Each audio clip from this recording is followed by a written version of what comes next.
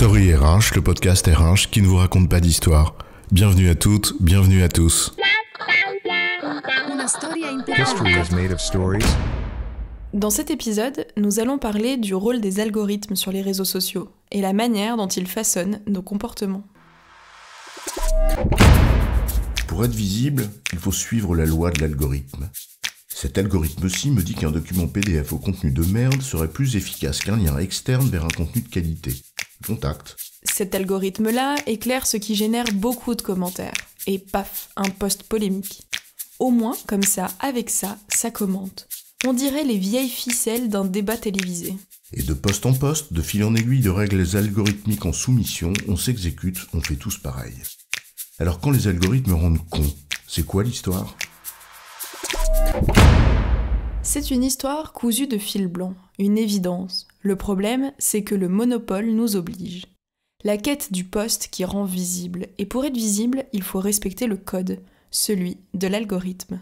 Il y a des spécialistes de ça d'ailleurs. Ils t'expliqueront savamment, car à leurs yeux c'est une science, que le bon poste dans tel ou tel réseau c'est le jeudi à 11h35, qu'il faut un titre accrocheur, taguer des personnes influentes, pas plus de 5 hashtags, une photo de toi, et surtout susciter des commentaires parce qu'il faut que ça s'agite. Qu'on ait quelque chose d'utile à dire, ou pas, après tout, si personne nous voit, ça sert à rien.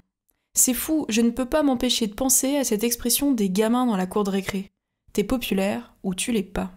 Après tout, c'est pas si grave que ça, de devoir respecter certaines règles, non ?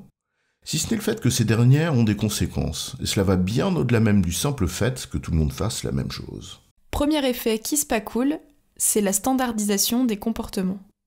L'algorithme impose sa loi, donc on la suit au pied de la lettre. Le seul problème, c'est qu'à force d'être au pied de la lettre, on est loin de la phrase.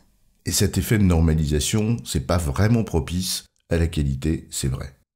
Mais que veux-tu ? Quand un acteur domine, on se plie à ses règles, faute de quoi on est sorti de la matrice. On va lister quelques-unes des conséquences pour se figurer ce dont on est complice, ou pas. Réseau dit social. Ou plutôt quand le dit social devient du moi quant à moi. Quel paradoxe ! On parlait de la rencontre, et c'est l'étalage du moi, l'hypertrophie du moi, pire encore. Quand je parle des autres, ce n'est que pour parler de moi. La règle obligerait donc à cette vulgarité ? Tiens, un post récent que j'ai croisé, une caricature. J'ai reçu un email il y a quelque temps, il m'a profondément ému. C'était un ancien collaborateur qui me remerciait 10 ans plus tard pour me dire à quel point j'avais transformé sa vie. Quel bonheur, quelle émotion. On ne dit jamais assez aux autres ce qu'on leur doit. Prenons la bienveillance, la reconnaissance, dites aux autres ce que vous leur devez. C'est si important, vraiment, faites-le. L'art de prendre l'autre en otage pour se mettre en valeur. La pire des presses n'aurait pas fait mieux.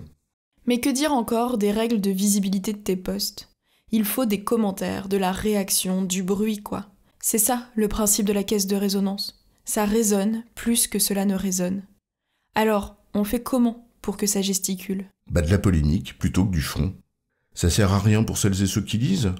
Qu'à cela ne tienne, si cela fait réagir, puisque le but c'est d'être vu, pas d'apporter quelque chose à celles et ceux qui lisent, eh bien autant faire du bruit et inviter à gesticuler.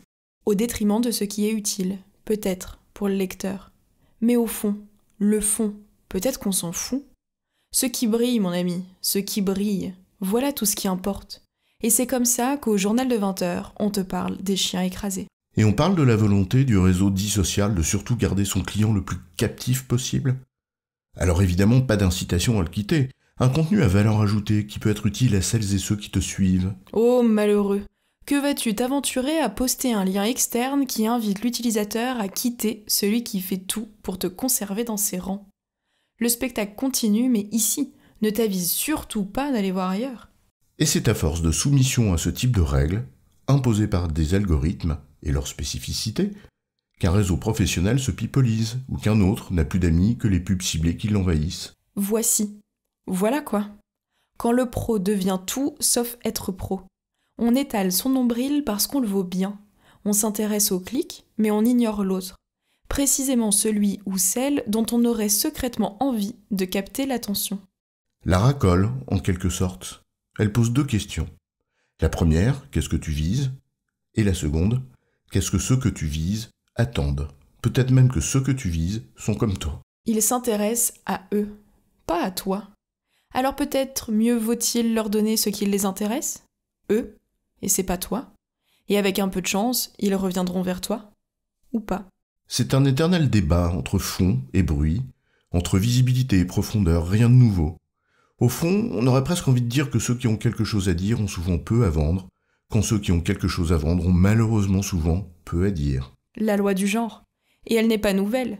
En revanche, jusqu'où se conformer docilement aux règles d'une fabrique abrutissante, au nom de sa propre visibilité? Jusqu'où sacrifier ce que l'on est, au nom de le paraître? La course à la visibilité, c'est pas toujours synonyme de pertinence, en effet, mais c'est un choix, sur lequel nous nous garderons bien de porter un quelconque jugement de valeur.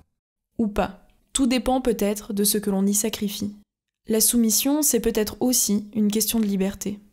Bien heureusement, parfois, la constance de certains et certaines à publier des contenus utiles, riches, pertinents pour celles et ceux qui les lisent, ça fait un bien fou, et on les remercie sincèrement.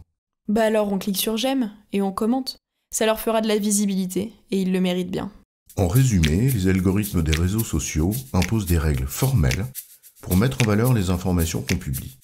Le respect de ce formalisme pour être visible n'est pas exempt de conséquences.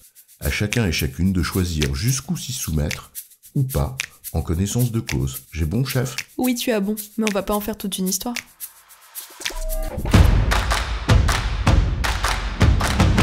Story RH, le podcast RH qui ne vous raconte pas d'histoire.